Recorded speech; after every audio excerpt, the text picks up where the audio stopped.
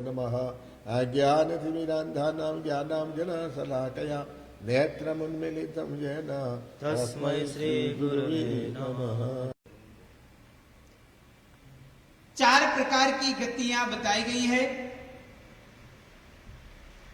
जिसमें सर्वश्रेष्ठ गति मनुष्य गति है।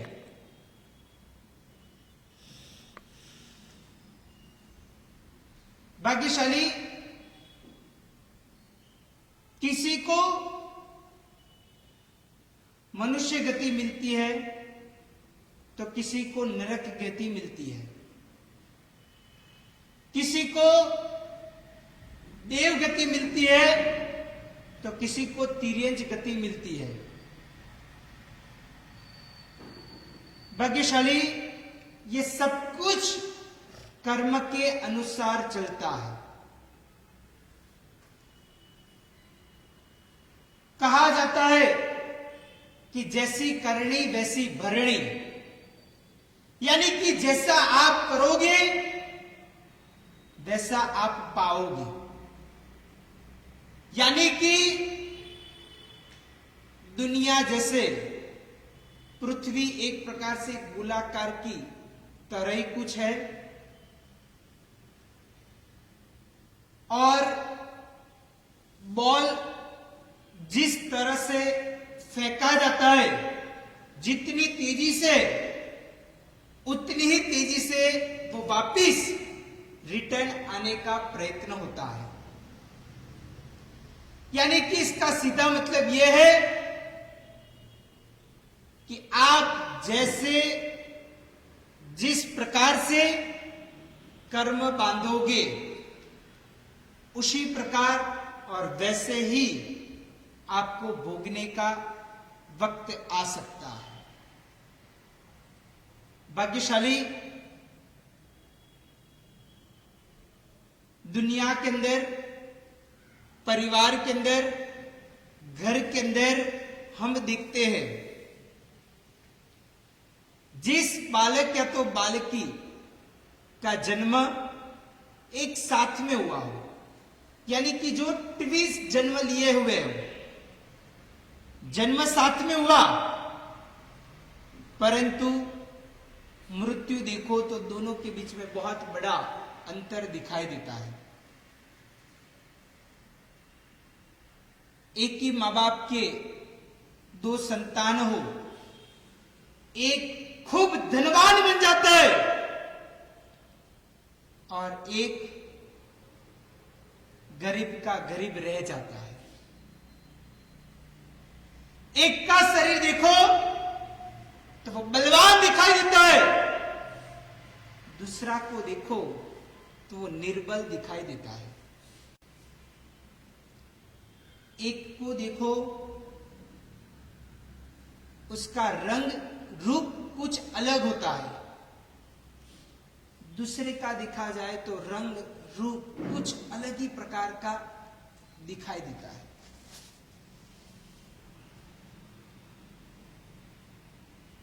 स्कूल के अंदर भी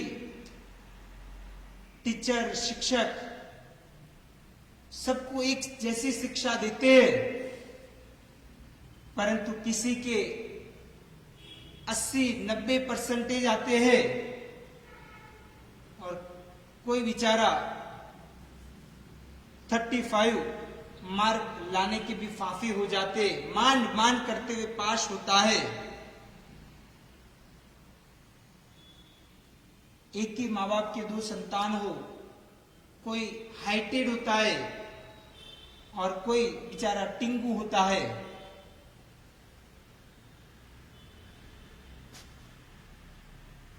कोई बीमार रहता है तो कोई निरोगी रहता है,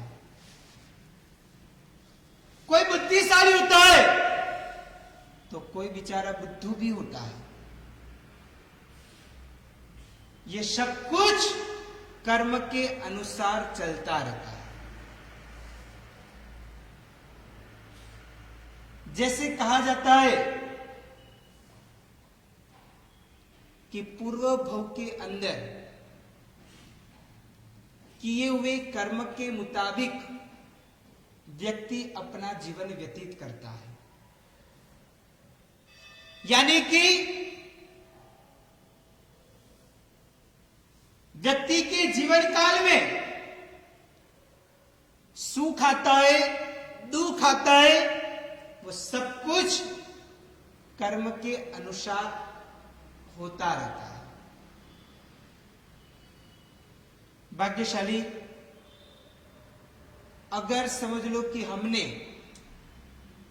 अपने जीवन काल में सुकृत करते हुए अच्छा कार्य, अच्छी विचारधारा करने का प्रयत्न किया, तो वो अच्छे शुभ कर्म का बंद करवाने का प्रयत्न करेगा। अगर किसी के भी प्रति हमने बुरे विचार किए, बुरा सोचा, बुरा किया, तो समझ लेना कि शायद सामने वाला व्यक्ति आपको दिखता नहीं है, परंतु कर्मशक्ता तो हर पल हर समय आपको देखती रहती है।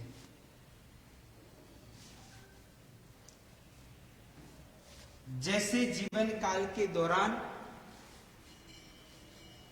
हम अपने जीवन में जैसे कर्म बांधेंगे, जैसा सोचेंगे, वैसा ही रिवर्स हमारे की ओर आने वाला है। तो भाग्यशाली हमें तो समझना चाहिए कि यदि हम हमारा फ्यूचर यानी कि भविष्य ब्राइट करना मांगते हैं, तो हमारा वर्तमान अच्छे विचारों के माध्यम से सुकृत कर्म के मुताबिक होना चाहिए।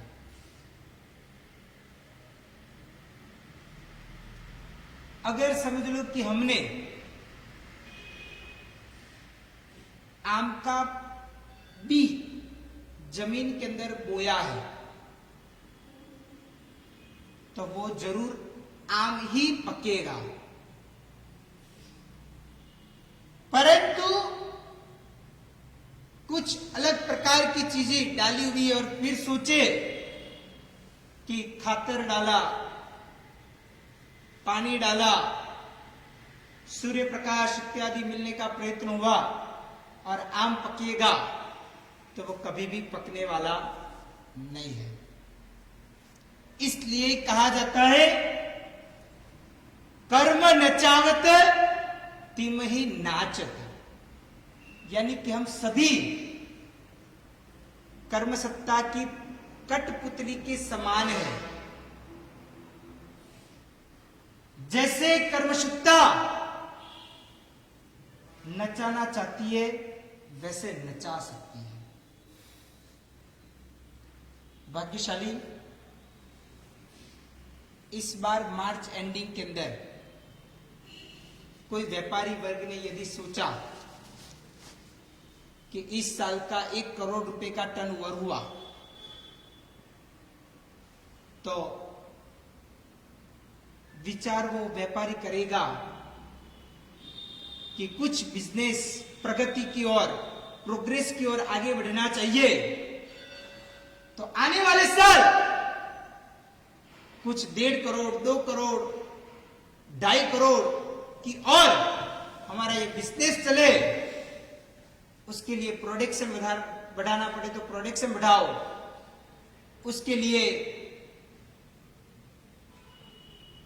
बल्क में बाइंग करना पड़े, सेलिंग करना पड़े तो वो करो, स्टॉक बढ़ाओ, अलग अलग प्रकार के कस्टमर को मिलना पड़े, कोई स्कीम देनी पड़े तो वो भी करो,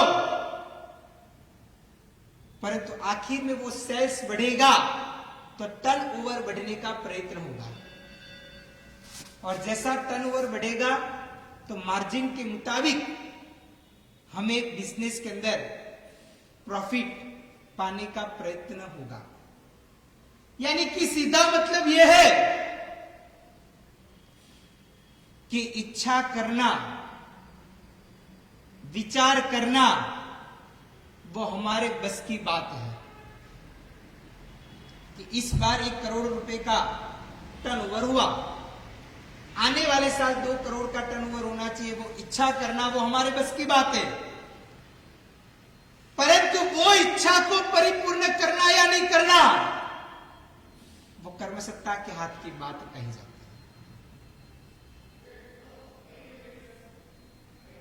भाग्यशाली व्यक्ति बिजनेस क्यों करता है? पैसा कमाने के लिए, प्रॉफिट पाने के लिए।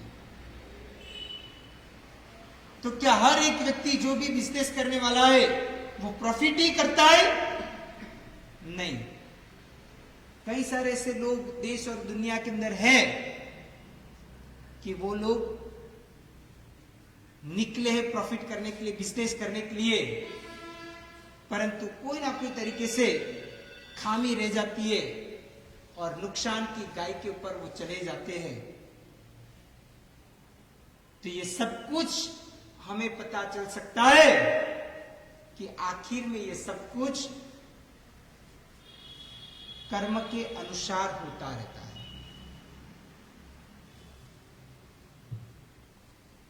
आखिर में कर्म सत्ता की कठपुतली के समान हमें अपना जीवन व्यतीत करने का समय आता है। भाग्यशाली बाकी तो याद करो, देव, दानव, मानव, तीर्थंकर, गणधर सभी अपने अपने अंदर सबल है, परंतु कर्मसत्ता के सामने सभी प्रकार के जीव निर्बल हो जाते हैं।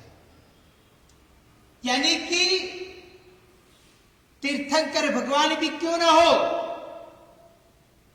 उनको भी अपने जीवन काल में यदि कोई प्रकार के कर्म का बंध कर दिया है और वो कर्म जब उदय में आते हैं तब वो कर्म तकलीफ रूप बनने का प्रयत्न करता है।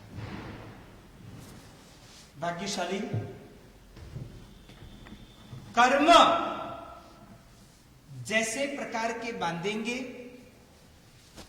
वैसे प्रकार के भोगने का वक्त दिन आ सकता है। भाग्यशाली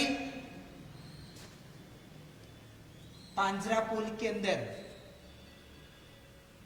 या तो गौशाला के अंदर जहां पे शायद सैकड़ों या तो हजारों संख्या के अंदर गौ माता होती है और वो गौ माता के वहां कुछ छोटे छोटे बछड़े भी होते हैं। हजारों गाय माता के बीच कोई एक बछड़ा यदि मां करते हुए पुकारे ना, तो वो जिस गाय का वो बछड़ा होता है ना, वो मां को पता चल जाता है, उसको स्पंदन होने लगता है और वो तुरंत ही मां वो बछड़े के सामने देखने का प्रयत्न करती है। इसका सीधा मतलब यह है कि नहीं, जैसे हजारों संख्या के अंदर वो बछड़ा बूम लगाता है और मां को तुरंत ही स्पंदन हो जाता है, मां तुरंत ही उसके सामने देखती है और वो एक दूसरे का मिलन हो जाता है। उसी प्रकार हमने किए हुए कर्म में कर्म बांधे हैं ना, तो वो कर्म कहीं ना कहीं जरूर अपने जीवन काल में वो आने का प्रयत्न होगा। इसलिए भाग्यशाली हमें अपने जीवन काल में हो सके तो कुछ अच्छा करना चाहिए, लोगों को सही सलाह देनी चाहिए, सूचन देना चाहिए। किसी के प्रति ईर्ष्या, निंदा या टीका, इसी प्रकार की विचारधारा नहीं रखनी चाहिए। कोई भी व्यक्ति आगे बढ़े वैसे विचार करने चाहिए। हमें अपने जीवन काल में प्रभु महावीर की बात याद करें। उन्होंने भी जो एक प्रकार का अभिमान कर दिया था, और वो क्या देवता के जीव भी क्यों ना हो, सभी के लिए इधर प्रिंसिपल एक समान है। चाहे कोई देश का प्राइम मिनिस्टर या कोई राज्य का चीफ मिनिस्टर भी क्यों ना हो, पर दुष्कर्म सत्ता के लिए तो सभी के लिए एक जैसा ही नियम है। कोई धनवान क्यों ना हो, कोई गरीब क्यों ना हो, कोई पदाधिकारी क्यों ना हो, कोई सामान्य व्यक्ति भी क्यों ना हो, सभी के लिए एक समान नियम जैन शासन के अंतर्गत कर्म सिद्धांत के मुताबिक बताए गए हैं। तीर्थंकर भगवान ने भी कुछ ऐसे कर्म बांधे। शयापालक के कान के अंदर शिशु डालने का प्रयत्न किया, और वो कर्म जब उन्होंने बांध दिया, जब वो उदय में आए, तब उससे कई गुना ज्यादा बढ़ते बढ़ते बढ़ते बढ़ते बढ़ते बढ़ते हुए वो कान के अंदर खिल्ला जाने का प्रयत्न हुआ। जब निकालते वक्त ऐसा कहा जाता है कि तीर्थंकर भगवान के मुंह से भी ऐसी चीज निकल गई, ऐसा आवाज निकल गया कि जिसके माध्यम से पहाड़ के अंदर बहुत बड़ी दरार होने का प्रयत्न हुआ। तो भाग्यशाली सोचो कि जिस कर्मसत्ता ने तीर्थंकर भगवान को भी नहीं छोड़ा है, वो कर्मसत्ता हमें कैसे छोड़ेगी। दिन प्रतिदिन जो भी 18 प्रकार के पाप देवशी प्रतिक्रमण के अंदर बोला जाता है, बंदित्व के पहले 7 लाख के बाद 18 पापस्थानक एक एक को याद किया जाता है। हर श्रावक श्राविका ज्यादातर तरीके से जब प्रतिक्रमण के अंदर ये बोलते हैं ना, तब मन हमारा और कोई जगह पे भटकता रहता है। काया हमारी इधर से उधर कोई जगह पे अलग ही भटकती रहती होती है, या फिजिकल तरीके से एक जगह पे स्थिर हो, परंतु मन हमारा भटकता है। बस सुपर फास्ट एक्सप्रेस की स्पीड के मुताबिक पहले प्राणातिपात, बीजे मुशावात, तीजे अदत्ता दान, ऐसे 18 पापस्थानों को याद कर देते, परंतु वहां पे कहा गया है कि एक एक को चिंतन करना चाहिए, सोचना चाहिए, विचारना चाहिए कि ऐसे ऐसे प्रकार के भी पाप कहे जाते, और यदि ऐसे पाप हम करेंगे तो बाद में भोगने के दिन भी आते हैं। भाग्यशाली मैं आपको एक बात समझाने के लिए जा रहा हूं, खूब ध्यान पूर्वक तरीके से सुनना और समझना। हमारे इधर के 5वें आरे के अंदर जहां पे भी हम जी रहे हैं, वहां पे मनुष्य का आयुष्य मैक्सिमम कितना होता है? 130 साल का बोला गया है। परंतु क्या कहो हर एक व्यक्ति 130 साल तक जीता है? नहीं जीता है। अगर आज के जमाने के अंदर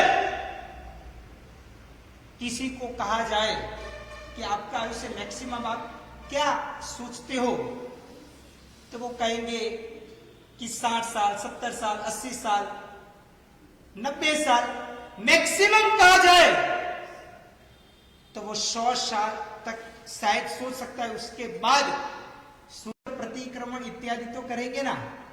कुछ समय तो हम अनुष्ठान प्रवचन के अंदर बैठेंगे ना, कुछ समय तो अच्छा सोचेंगे ना, कुछ समय तो व्याज भक्ति करेंगे ना। भाग्यशाली जन्म से लेते हुए हम पाप करते नहीं। जन्म से तो कुछ पता भी नहीं होता है क्या पुण्य है और क्या पाप है। निर्दोष जीवन होता है। जैसे जैसे व्यक्ति की उम्र बढ़ती है, नए नए प्रकार के पाप उनके अंदर आने का प्रयत्न होता है। जब बालक छोटा होता है तब झूठ बोलना उसको आता नहीं है। कितना भी करोगे कपट करना आएगा नहीं, माया झूठ आएगा नहीं। जो होगा वो निर्दोष भावपूर्वक बोल देगा। जैसा व्यक्ति बड़ा होता है, 12 साल, 15 साल, 18 साल, 20 साल, 22 साल का होता है, 24 साल का होता है, 25 साल का होता है, धीरे धीरे उसको सब कुछ पता चल जाता है। पॉलिटिक्स क्या है, किस प्रकार पॉलिटिक्स खेलना चाहिए, माया झूठ कपट कैसे करना चाहिए। और धीरे धीरे धीरे धीरे व्यक्ति को लगे कि जहां पे मैं फंसने वाला हूं वहां पे झूठ बोलते हुए भी निकलने का प्रयत्न करता है। परंतु क्या इधर हम 100 साल मैक्सिमम जी रहे, ऐसा समझो कि हमारा आयुष्य मैक्सिमम 100 साल। 100 साल भी कंप्लीट नहीं है, पर तो भी एक बार मान लो कि 100 साल का है, तो क्या हम 100 साल पाप करते? नहीं करते। कोई ना कोई समय तो, चाहे दिन में आधा घंटा, घंटा, 2 घंटा भी कुछ अच्छी बुक पढ़ेंगे, कुछ अच्छा कार्य करेंगे, पांजरापोल के अंदर दान देंगे, कुछ अच्छा सोचेंगे। 100 साल तो हम पाप नहीं करते। और भाग्यशाली नरक का आयुष्य कितना है मालूम है? मिनिमम कहता हूं, इधर का हमने मैक्सिमम समझा। मिनिमम तो हम जन्म के साथ में भी मृत्यु प्राप्त कर सकते हैं। माता के गर्भ के अंदर भी जीव मर सकता है, ये मिनिमम। परंतु मैक्सिमम आज के जमाने की खाने पीने के मुताबिक, रहने करने के मुताबिक, वातावरण के मुताबिक, आज के जमाने के रोग इत्यादि के मुताबिक यदि कहा जाए तो हमारा मैक्सिमम 100 साल का आयुष्य पकड़ के चलो, तो हम 100 साल इधर का मैक्सिमम पकड़ते हैं। और नरक का मिनिमम मैं आपको कहता हूं, मिनिमम नरक के जीवों का, एक बार कोई भी जीव नरक में जाता है ना, तो मिनिमम कितना समय तक, कितने साल तक वहां पे रहना पड़ता है? तो बोला गया है कि 10,000 साल तक। कितने? 10,000 साल तक मिनिमम नरक के अंदर रहना ही पड़ता है। ये पहली नरक की बात है। यदि दूसरी नरक के अंदर गए तो उसका मिनिमम अलग है, उससे बढ़ेगा। और यदि 7वीं नरक के अंदर कोई जीव जाता है, 5वें नरक के अंदर तो 7वीं नरक नहीं है, परंतु यदि कोई भी आर्य के अंदर समझ लो कि 7वीं नरक के अंदर जीव जाता है, तो उसका मैक्सिमम आयुष्य कितना? तो 33 सागरोपम तक उसको वहां पे रहना पड़ता है। अभी इधर का हमने मैक्सिमम आयुष्य लिया 100 साल। अगर इधर ऐसे कोई कर्म का बंध किया कि जिसके कारण हमें नरक मिले, चाहे वो रात्रि भोजन किया हो, चाहे वो झूठ बोला हो, क्रोध किया हो, ईर्ष्या किया हो, निंदा किया हो, किसी की हिंसा की हो या करवाई हो, या तो करवाने में कुछ अनुमोदना भी किया हो, ऐसे कोई भी प्रकार के पाप कर्म में यदि कर दिए कि जिसके कारण नरक में जाना पड़े, इधर का मैक्सिमम 100 साल, नरक का मिनिमम 10,000 साल। ये कितना गुना हुआ? ये मिनिमम मैं कह रहा हूं। इसका सीधा मतलब ये है, और हम तो बनिए हैं, व्यापार बुद्धि वाले हैं, तो भाग्यशाली हमें तो मालूम ही है कि हमारा इन्वेस्टमेंट, यदि आपको पूछा जाए कि आप इन्वेस्टमेंट करोगे तो कौन सी जगह पे करोगे, तो आप क्या बोलोगे कि सबसे पहले तो हमारी मूडी सेफ रहनी चाहिए, दूसरे नंबर के अंदर ज्यादा से ज्यादा रिटर्न मिलना चाहिए। ये दो चीज जहां पे होगी वहां पे हम इन्वेस्ट करने के लिए तैयार होंगे। बात सही है कि गलत? बराबर है। तो भाग्यशाली हमारे पास कितना समय व्यतीत हो गया वो हमें मालूम है। इधर कोई 20 साल, कोई 30, कोई 40, कोई 50, कोई 60, अलग अलग उम्र के लोग बैठे हैं।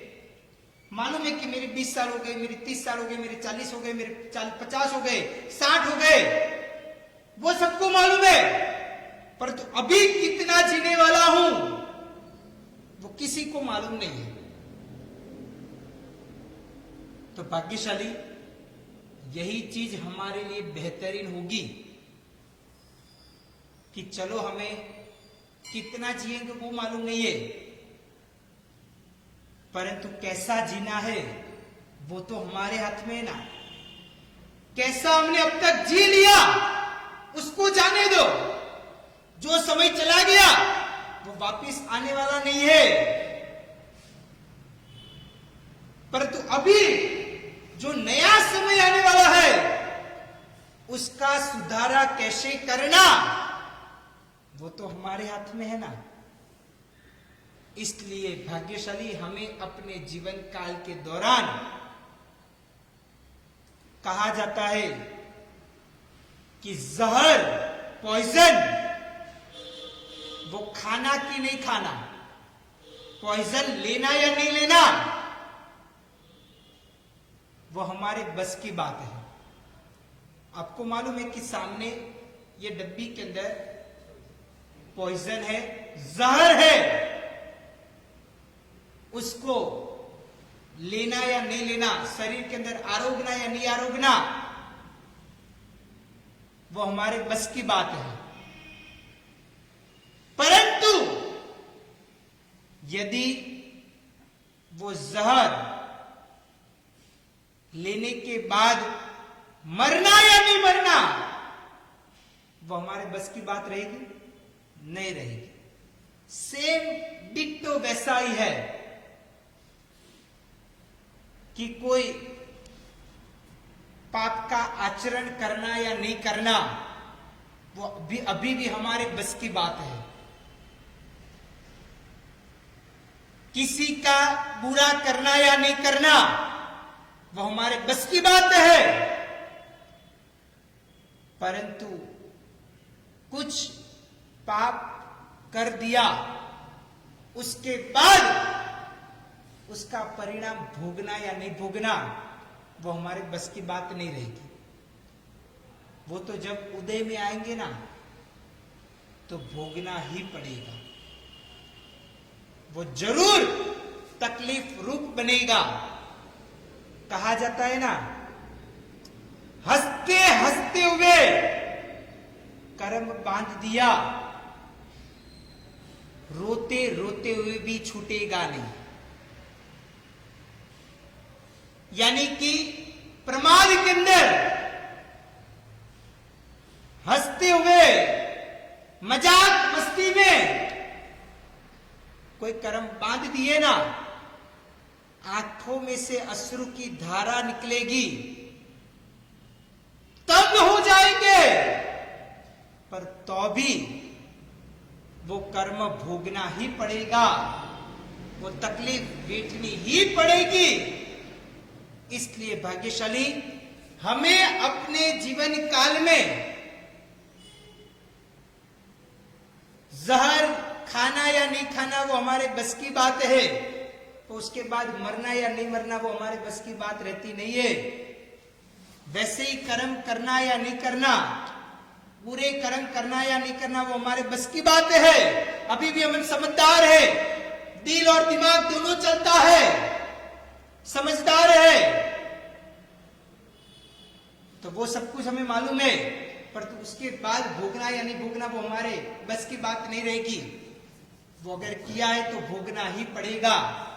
इसलिए भाग्यशाली हमें अपने जीवन काल के दौरान यदि आत्मा का कल्याण करना है तो हमें कुछ शुभ कर्म का बंद ही करना चाहिए, क्योंकि वो शुभ कर्म पुण्य के ऊपर रूपांतरित होता है और वो आगे बढ़ते हुए मोक्ष के गेट तक हमें लेके जाने वाला कहा जाता है। अभी आपके मन में ये एक विचार आएगा कि कर्म की, महाराज साहब ने बहुत सारी बातें कही, परंतु कर्म का बंद कैसे होता है, कौन से कारणों से कर्म का बंद यानी कि कर्म लगते हैं आत्मा के ऊपर, तो उसकी भी बात मैं आपको समझाने का प्रयत्न करता हूं, ताकि हम समझेंगे तो हमें पता चलेगा कि ये कारणों से कर्म का बंद होता है, आत्मा के ऊपर कर्म चिपक जाते हैं और वो जब उदय में आते हैं तब दुख रूप भोगने का प्रयत्न होता है। तो कर्म कुछ 5 कारणों से आत्मा के ऊपर लगने का प्रयत्न होता है। सबसे पहले नंबर के अंदर कर्म बंद होता है तो मिथ्यात्व के कारण होता है। दूसरा नंबर है अवीरति के कारण भी कर्म का बंद होता है। तीसरा कहा जाता है कि प्रमाद के कारण, हमारे प्रमाद के कारण कर्म का बंद हो सकता है। चौथे नंबर के अंदर कषायों के कारण, यानी कि क्रोध, मान, माया और लोभ, जो चंडाल चौकड़ी कही जाती है, उसके कारण भी कर्म का बंद होता है। 5वें नंबर के अंदर मन, वचन और काया के योग यानी कि व्यापार के कारण भी कर्म का बंद होता है। ये 5 कारणों से कर्म का बंद होने का प्रयत्न होता है। सबसे पहले नंबर के अंदर हम देखते हैं तो मिथ्यात्व। अभी ये मिथ्यात्व यानी क्या, तो कहा जाता है कि सुदेव, सुगुरु और सुधर्म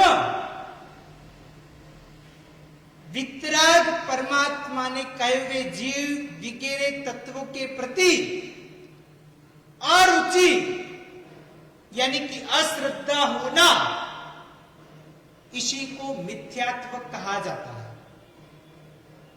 यानी कि जो सही आत्मा का उत्थान करवाने वाले आत्महित चिंतक, वैसे सुदेव यानी कि जो तीर्थंकर भगवान ने हमें कहा है कि यही मार्ग के माध्यम से आपका आत्मा का कल्याण होगा, उन्होंने बताए हुए मार्ग के ऊपर हमें अविश्वास, अश्रद्धा होना, सुगुरु ने बताए हुए जिनवाणी परमात्मा ने बताई वाया गुरु भगवंत के द्वारा आपके पास आने का प्रयत्न हुआ, जो धर्म की बात बताए उसके ऊपर अश्रद्धा करना, अविश्वास करना, ये तो लोग बोलते रहते, उनका काम ही ये है और क्या है। इस प्रकार अश्रद्धा रखना, श्रद्धा से स्वीकार नहीं करना। सुधर्म यानी कि जो धर्म हमें मिला है वो धर्म से भी अन्य धर्म के प्रति हमारी इच्छाएं होना, कि हमारे धर्म के अंदर तो कोई भी प्रसंग के ऊपर आप देखो ना, जैन शासन के अंदर त्याग की ही बात बताई है। आप जैन शासन की कोई भी त्योहार देख लो, समझ लो कि अभी नजदीक में बकरी ईद आ रहा है, तो उसमें भी क्या बुलाया जाता है कि आप आंबेल करो। आगे पर्युषण आएगा तो उसमें भी क्या बुलाया जाता है, तपस्या करो, त्याग करो, कुछ ना कुछ दान दो, कुछ ना कुछ दया का चिंतन करो, धर्म करो। पोष दशमी आती है, पोष दशमी पे भी क्या बोला जाता है कि आप अट्ठम करो। मौन एकादशी आती है तो क्या बोला जाता है कि पूरे साल का बहुत बड़ा दिन कहा जाता है। तो वो दिन के दौरान भी आप कुछ ना कुछ प्रकार का तपस्या करो, पौषध करो, सामयिक करो, प्रतिक्रमण करो। यानी कि हमारे धर्म के अंदर हर त्योहार में कोई ना कोई त्याग की बात बताई गई है। परंतु अन्य प्रकार के धर्म के अंदर देखो, अन्य लोगों के अंदर देखो, लौकिक पर्व के अंदर देखो, तो वहां पे नाचना, कूदना, डीजे डांस करना, ऐसी प्रकार की बात है। हमारे इधर तो वैसा प्रकार का कहा नहीं जाता है। कहा जाता है कि भक्ति करनी तो भगवान के सामने करो, पर अन्य को दिखाने के लिए नहीं करना है। इस प्रकार जैन शासन के अंदर बुलाया जाता है। तो कई बार व्यक्ति को मन के अंदर विवरता और हो जाता है कि हमारे धर्म से तो अन्य धर्म के अंदर अच्छी बात है। देखो वहां पे नाचना कूदना, खाओ पियो, ऐश करो, आराम करो, जलसा करो। पर तो हमारे इधर तो ऐसा कोई बात नहीं है। पर तो भाग्यशाली ये है, वो हमारे आत्मा का चिंतन करने के लिए, हमारा ये भव और पर भव यानी कि लाइफ लॉन्ग के लिए कुछ अच्छा हुए, वैसी विचारधारा के साथ ये बात बताई गई है। तो ये सुदेव, सुगुरु और सुधर्म, ये तीनों तीन के प्रति अश्रद्धा करना, अविश्वास करना, सही है उनको गलत मानना और गलत है उनको सही मानना, तो वो एक प्रकार का मिथ्यात्व कहा जाता है। मिथ्यात्व को एक प्रकार की अज्ञानता की बात बताई गई है। यानी कि मिथ्यात्वी व्यक्ति वो अज्ञानता से भरा हुआ ही रहता है। वो मिथ्यात्व के कारण भी हमें कर्म का बंध होता है। भाग्यशाली मिथ्यात्व के भी अलग अलग प्रकार कहे जाते हैं। जैसे कि पहला नंबर का मिथ्यात्व है आभिगृहिक मिथ्यात्व। आभिगृहिक मिथ्यात्व का मतलब ये होता है कि खुद का ही धर्म सही, अन्य सभी का असत्य ही है। यानी कि मैं जो कहता हूं वो ही सही है, बाकी के जो लोग कहते हैं वो असत्य है। वो भी एक प्रकार का मिथ्यात्व कहा जाता है। चाहे आपकी बुद्धि के मुताबिक आपको लगता है कि सामने वाला व्यक्ति असत्य है, पर तो वो अपने हिसाब से कोई ना कोई तरीके से, चाहे संपूर्ण चाहे आंशिक तरीके से भी वो सत्य हो सकता है। इसलिए वो भी एक प्रकार का मिथ्यात्व कहा जाता है। दूसरे नंबर के अंदर अनाभिगृहिक मिथ्यात्व। अनाभिगृहिक मिथ्यात्व यानी क्या? तो सभी धर्म को समान, यानी कि सभी प्रकार के जो धर्म है वो सत्य है वैसा मानना, तो वो भी एक प्रकार का मिथ्यात्व कहा जाता है। तीसरे नंबर के अंदर सांशयिक मिथ्यात्व यानी कि संशय होना। कई लोग ऐसे होते हैं कि मुझे परमात्मा ने, वितराग भगवंत ने, महापुरुषों ने बताई हुई जो भी बात है ना, तो सभी प्रकार की मुझे सत्य लगती है। पर तो परमात्मा ने एक बात जो बताई ना, उसके अंदर मुझे इसमें शंका है, मैं नहीं मानता हूं ये बात। यानी कि परमात्मा की 100% बात सत्य है वैसा नहीं, 99.9999999 सत्य है, परंतु 0.00001% भी शंका है तो वो भी एक प्रकार का मिथ्यात्व कहा जाता है। यानी कि परमात्मा की सभी बात सत्य है, वैसा मानना वो सम्यक्त्व है। उसमें कहीं ना कहीं खामी निकालना वो मिथ्यात्व कहा जाता है। जैसे कि परमात्मा ने सब कुछ बोला, वो सब कुछ मेरे माइंड के अंदर बैठ गया, बराबर है।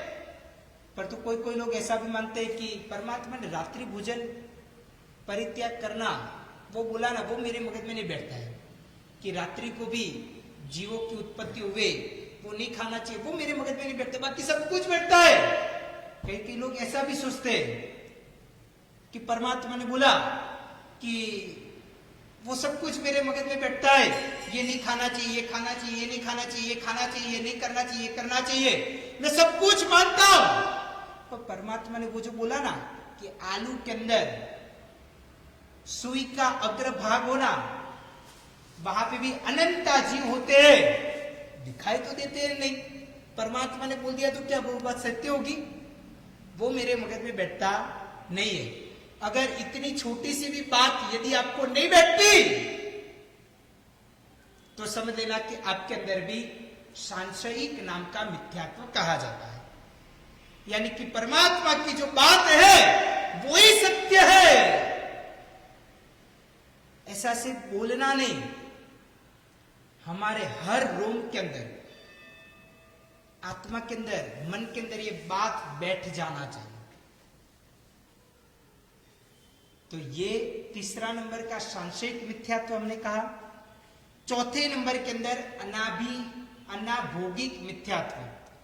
अनाभोगिक मिथ्यात्व वाला व्यक्ति यानी कि जीव टोटली अज्ञान और एकमात्र अज्ञानता के अंदर ही रहता है।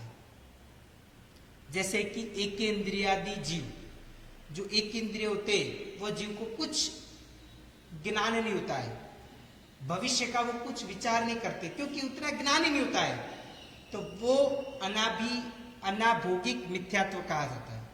पांचवें नंबर के अंदर अभिनिवेशिक मिथ्यात्व। अभिनिवेशिक मिथ्यात्व यानी क्या? तो जिनको तत्व की बात मालूम है पर तो भी उन्होंने अपना कदाग्र पकड़ के रखा कि नहीं, मैं बोलूं वही सत्य। मालूम है कि मैं बोलूं वो सत्य नहीं है, गलत है, पर तो भी कई लोग ऐसे होते हैं कि बस अपनी बात पकड़ के बैठ गए तो बैठ गए, कुछ भी हो जाए वो छोड़ेंगे ही नहीं। तो वो भी एक प्रकार का मिथ्यात्व कहा जाता है। एक बार ऐसा हुआ, कोई एक गांव का व्यक्ति था, शहर के अंदर गया। शहर के अंदर कोई फ्रूट की दुकान थी जहां पे फल फलादी मिलते थे, और वहां पे वो गया। जाते हुए देखा कि बड़ा सा कोई फल कौन सा है, देखने लगा। तब सामने पड़ा हुआ देखा कि एक बड़ा सा कलिंगर, जिसको गुजराती में तरबूज, वो कलिंगर पड़ा था। उसको लगा कि ये ले लूं। उसने दुकानदार को पूछा कि ये क्या है? तब दुकानदार ने कहा, उसको भी मजाक सूझी दुकानदार को कि मालूम है, दिखता है कि ये कलिंगर है, पूरी दुनिया को मालूम है, तो अभी ये पूछता है मुझे कि ये क्या है। इसलिए दुकानदार ने उसको जवाब दिया, ये जो घोड़े के अंडे हैं। क्या है? घोड़े के अंडे हैं। वो तो सोचने लगा कि हाँ, बात तो सही है, घोड़े के अंडे ही लगते, कितने बड़े बड़े हैं। और उसने बोला कि ठीक है, काम करो, 2 घोड़े के अंडे दे दो। बोला कि ठीक है। जो दाम था वो दाम दुकानदार ने ले लिया, और 2 कलिंगर उसको थैली के अंदर दे दिए कि लो ये लेके जाओ। और बोला कि क्या है? घोड़े के अंडे हैं। और वो तो बेचारा गांव से आया था, उसने जिंदगी के अंदर कभी कलिंगर देखा नहीं था। ये भी एक प्रकार का फल होता है, ये इसको भी खाया। जो घोड़े का अंडा मानता था उसको नीचे रखा, और जैसे ही नीचे थोड़ा सा रखा ना, और थोड़ा जैसे आवाज आया और बगल में पास में एक पेड़ था, वो पेड़ के पास छोटा सा एक दर था और उसके अंदर से 2 खरगोश अचानक ऐसे जैसे वो नीचे आवाज आया तुरंत ही भागने लगे। वो कलिंगर के पास से निकले। वो व्यक्ति ने ऐसे ही तुरंत देखा तो 2 कोई खरगोश वहां से निकले। उसको लगा कि हाँ, ये बात तो सही है, ये घोड़े के अंडे हैं। देखो, इसमें से घोड़े के 2 बच्चे मैंने मेरी आंखों से देखे। घोड़े के 2 बच्चे उस वहां से भागने लगे और जैसे वो कलिंगर गिरा था ना, तुरंत ही अंदर से लाल लाल कलर का उसका रस निकलने लगा। उसको लग गया कि ये अंडा फूट गया और 2 बच्चे उसमें से बाहर निकल के भाग गए। वो दोनों घोड़े के बच्चे थे, ऐसा वो मानने लगा। बाद में वो लघु शंका करने के बाद अभी तो हो गया कि इसमें से भी 1 या तो 2 घोड़े के बच्चे जरूर बाहर आएंगे। वो लेके घर गया। घर में जाने के बाद उसने उसको वो कलिंगर को 2 दिन, 5 दिन, 10 दिन, 15 दिन, 20 दिन, 25 दिन, महीना, 2 महीना रखा। धीरे धीरे वो सड़ने लगा, बदबू आने लगी, खराब हो गया। पर तो भी वो दिखता था कि आज नहीं तो कल, कल नहीं तो परसों, उसका भी समय होता है। वो समय होने के बाद वो फूटेगा अंडा और उसमें से घोड़े बाहर आएंगे, घोड़े के बच्चे बाहर आएंगे। परंतु कुछ बच्चे बाहर नहीं आए। परिवार वाले ने भी बोला कि इतने दिन से आपने वो कलिंगर को संग्रहित यानी कि रखा हुआ है। उसने बोला नहीं, ये कलिंगर नहीं है, ये तो घोड़े के अंडे हैं और उसको तो मैं रखूंगा। और ऐसे करते हुए रखने का प्रयत्न किया।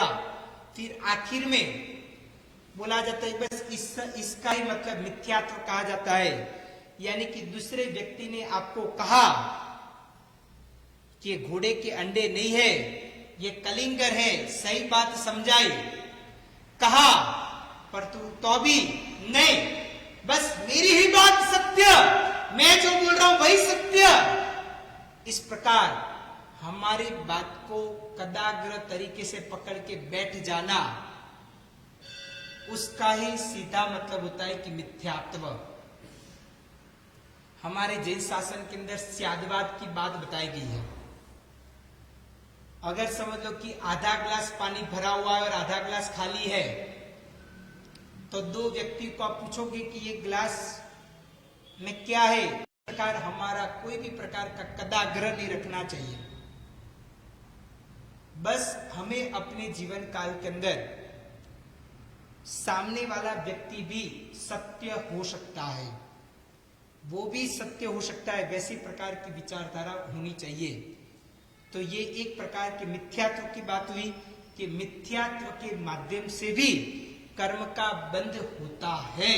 इसलिए हमारे जीवन काल के अंदर ये तो मैंने 5 मिथ्यात्व शॉर्ट के अंदर बताया है।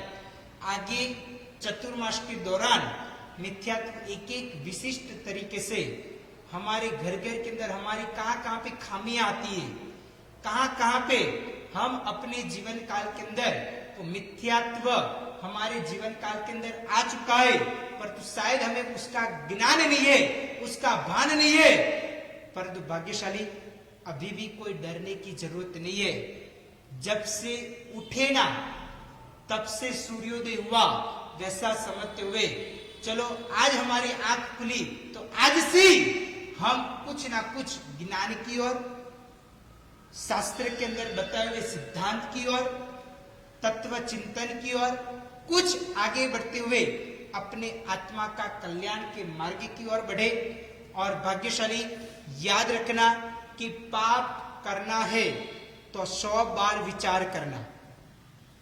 कोई भी कर्म बांधना हो ना तो 100 बार विचार करना, क्योंकि कर्म बांधते हुए तो हम हंसते हंसते हुए बांध देते, परंतु जब भोगने के दिन आते हैं ना तो बहुत कठिनाई, बहुत तकलीफ, और बाद में होता है कि इससे अच्छा कर्म नहीं बांधा होता।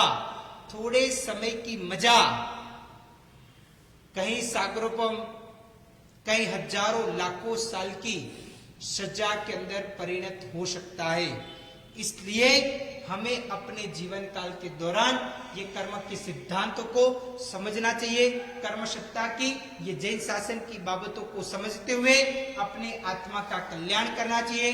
तो हम सभी इसी मार्ग की ओर आगे बढ़े, परमात्मा ने बताए हुए सिद्धांतों की ओर हम मजबूत बने और श्रद्धावान बनते हुए आगे बढ़े। बस यही शुभ अभिलाषा, वितरा की आज्ञा विरुद्ध कुछ भी बुलाओ तो मिच्छामि दुक्कडम। कल आगे कर्मबंध और कर्म सिद्धांत की बाबतों का विवरण हम आगे देखेंगे, यानी कि कल भी यही कर्म की बाबतों के ऊपर प्रवचन की ओर आगे बढ़ेंगे। सभी भाग्यशाली हाथ जोड़िए, सर्व मंगल्य का पाठ गुरु भगवंत के मुंह से सुनते हैं। सर्व मंगल मांगल्यम सर्व कल्याण कारणम प्रधानम सर्व धर्माणाम जैनम जयति शासनम।